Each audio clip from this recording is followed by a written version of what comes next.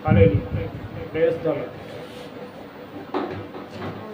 आज के दिन के लिए और आप सभी को परमेश्वर का आज के दिन का बल मिले, ये जीवन मिले। प्रभु की स्तुति। प्रभु परमेश्वर जो हमारा जिंदा परमेश्वर है, क्योंकि उसने हमें आज के दिन के लिए अपनी बातों से हर एक के लिए, सबके लिए खास योजना था। आज उन्हीं की बातों में मैं परमेश्वर की जो हम प्रार्थना करते हैं उस प्रभु परमेश्वर से, जैसे उसके पवित्र बाइबल में हमें प्रार्थनाएं जो सर्वशक्तिमान हमारा रचने वाला जो सारे ब्रह्मांड का परमेश्वर है, उसने हमें परमेश्वर ने के द्वारा जो हमें उसी के ही सब जो विश्वास में चल रहे हैं और उसके दाहिने हाथ में और उसके मन में जिस तरह यिर्मयाह के को ये वचन दिया और उसके पास और उसके कानों में ये वचन पहुंचा था। आज मैं उसी के बारे में ये परमेश्वर का अद्भुत वचन, उसी के जवाब में कुछ बातें मैं करना चाहता हूँ। मेरा वचन का जो मुद्दा है कि परमेश्वर हमारे प्रार्थनाओं से और आने वाले दुख से वो हमसे कैसे बचे। मैं उत्पत्ति की 18 अध्याय उसी की 32 से ही पढ़ना चाहूँगा। उत्पत्ति 18 और 32 से ये वचन पढ़ेंगे। Hallelujah, hallelujah. परमेश्वर का वचन है जहाँ परमेश्वर सदोम और नगर का जो विनाश कर रहे थे, तब ये वचन वो ये दिया। फिर उसने कहा, हे प्रभु क्रोध ना कर, एक ही बार और कहूँगा, कदाचित उसमें 10 मिले। और उसने कहा, तो मैं 10 के कारण भी उसे नाश ना करूँगा। हालेलुया। जिस तरह जो इब्राहिम से इस विषय में जो बात की, परमेश्वर का दूत खुद परमेश्वर उस अब्राहम से इस बारे में बात कर रहे और इस वचन में बता। अक्सर हम कुछ वचनों को 2-4 वचनों से शायद हम ये कह देते हैं कि हमें परमेश्वर ये बातें सुनकर बड़ी बड़ी मुश्किलों की जो हमें इन खतरों से आगाह करें। इसलिए जो बातें हम या सुनते नहीं या समझते नहीं, पर परमेश्वर हमसे बात करता है, हम उसकी बात को ध्यान नहीं करते। पर परमेश्वर ने अब्राहम से इस बारे में बात की, तो जब वो बता रहा था कि उसके ऊपर वो विपत्ति नहीं, वो सदोम पर और उसके जो बाकी शहरों पर जो ये विनाश का मंजर जो परमेश्वर ने फैसला किया था, तो वो उसे नाश करने के लिए जा रहे थे। तब अब्राहम की नज़र उन पर पड़ी और वो भाड़ कर गए। हम सोचते हैं कि ये शायद मंजर हमारे साथ होना है, मगर नहीं। परमेश्वर अपने चाहने वालों के साथ कभी भी ये नहीं चाहता कि उसके साथ ये हानि हो। इसलिए वो दुख, वो संकट जरूर आते हैं, पर हमें उन हालातों को समझने की जरूरत है।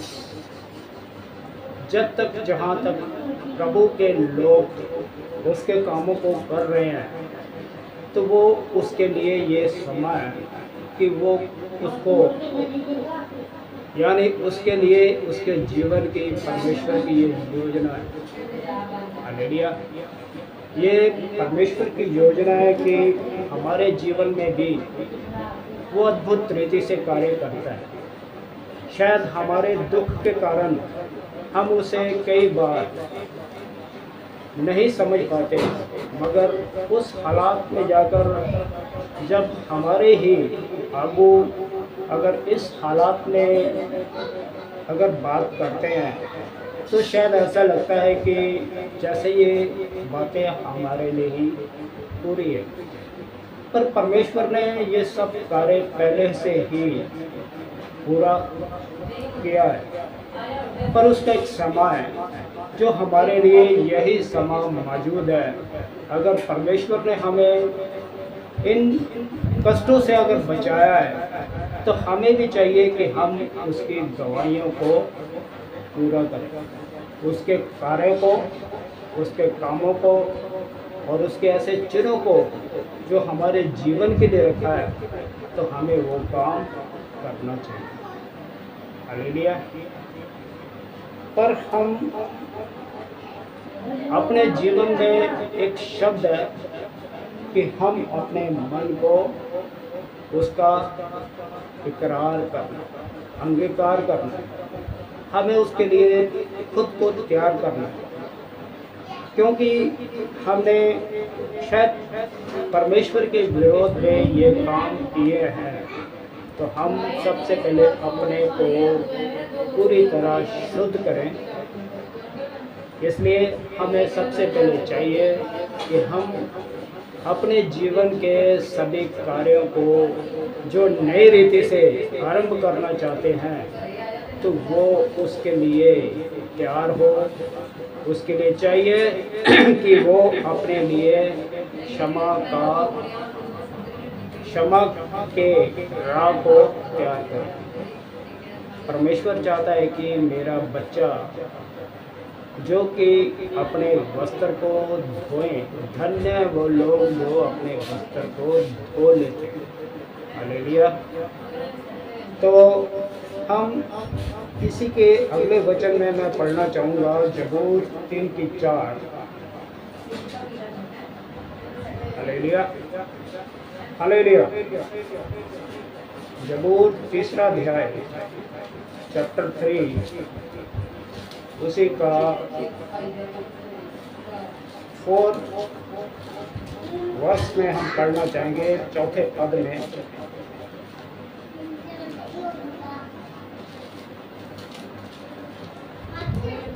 हाली 3:4, जहाँ परमेश्वर की प्रार्थना है हमारे लिए, हर एक के लिए, जहाँ जो उसे ऊंचे शब्द में पुकारते हैं, वह अपने पवित्र पर्वत से मुझे जवाब देता है। कहाँ से देता है? स्वर्ग से। वो हमारी प्रार्थनाओं का जवाब देता है। हालेलुया। वो अपने अद्भुत रीति से हमारे लिए वो जवाब देता है। हमारे हृदय से, जो अपने दाहिने हाथ से अपने कामों को पूरा करता है। हालेलुया। और जहाँ बताता है कि वह अपने जो उसके ऊंचे शब्द से यहोवा को पुकारता है, यहोवा मेरे यीशु, तू मेरी दुहाई को सुन। और अपने उस सिंहासन से, ऊंचे पवित्र पर्वत से मुझे जवाब दे। हालेलुया। तो ये सब कुछ जो प्रार्थना है, जो परमेश्वर सर्वशक्तिमान हमारा रचने वाला, जिसने पूरे अद्भुत रीति से आसमान को और सारे ब्रह्मांड को बनाया, हालेलुया। इसलिए वो हमारे कामों को वो अगुवाई करता है। वो चाहता है कि हम हर रोज़ और हर सुबह उसकी प्रार्थना करते रहें, हालेलुया। इसी को ही अगले चैप्टर में देखते हैं, भजन की 4 की 3, 3 का 4 पहले पढ़ा था, अब 4 की 3। ये पहचान रखो कि यहोवा के चाहने वालों को, जो अपने लिए वो उसे जुड़ा रखा है, इसे जो चुने हैं। आज जिस कष्ट में भी है, हमारे लिए चिन्ह है कि उसने हमें चुन लिया है और अलग कर दिया। मैं यहोवा को पुकारूंगा, तब मैं वो मेरी सुन लेगा, हालेलुया। सचमुच परमेश्वर हमसे बातें करता है, पर हम उसकी बातों को शायद सुन नहीं पाते, क्योंकि हम उसके लिए तैयार ही नहीं, हालेलुया। तो ये सच है कि हमें उसके लिए ये पहचान रखनी है कि हम उसी के लिए और उसी के कामों के लिए हम बनाए गए हैं। क्योंकि परमेश्वर हमसे जिस तरह वचन से हम को पढ़ूँगा 18 की 6, अपने दुख में मैंने यहोवा को पुकारा, मैंने अपने परमेश्वर को दुहाई दी, और उसने अपने मंदिर में से मेरी बातों को सुनी और मेरी दुहाई उसके पास पहुंचकर उसके कानों पर पड़ी। सचमुच अगर हम एक मन होकर अगर किसी भी हाल में हैं, तो वो परमेश्वर का धन्यवाद करें कि उसकी जान को उसने आसान किया और उसके कामों के लिए तैयार हो जाओ। इसलिए वचन कहता है कि अपनी कमर को बांध लो। हम अपनी कमर को कस लें उसके हथियारों से। अफिसिया में भी बताता है कि उसके हथियारों को हम पहन लें और उसके याद किए हुए वचनों को हम पूरी तरह उसके कमांड को पूरा करें। हमें पर उसके वचन के लिए अपने आप को प्रार्थना में तैयार करना, फिर ही परमेश्वर हमारे लिए ऐसे अद्भुत रीति से काम करता है। और परमेश्वर बातें करता है और करता है अपने, जैसे मत्ती के वचन में भी मैं बताना चाहूँगा, मत्ती 7 की 7 में जैसे लोग पढ़ते हैं उसके बारे में भी ये बात की जाती है अक्सर। मत्ती 7 की 7, मांगो तो तुम्हें दिया जाए। अक्सर ये बातें की जाती हैं। ढूंढो तो पाओगे, खटखटाओ तो तुम्हारे लिए खोला जाएगा। नहीं, पर इससे आगे भी हमें पढ़ने की जरूरत है। ये मांगना क्या है? और मांगना हमें अपने जीवन से है, जो हम बुरे होकर भी अपने परिवार के लिए इतनी चाहत रखते हैं और उनकी हर एक खुशी के लिए ये सब चीज़ें पूरी करते हैं। तो वो परमेश्वर भी हमसे यही चाहता है। वो चाहता है कि प्रभु यीशु जी, यही उनकी इच्छा है कि उनके पिता की मर्जी को हम पूरा करें। मर्जी यही है कि हम अपने आप को पवित्र आत्मा से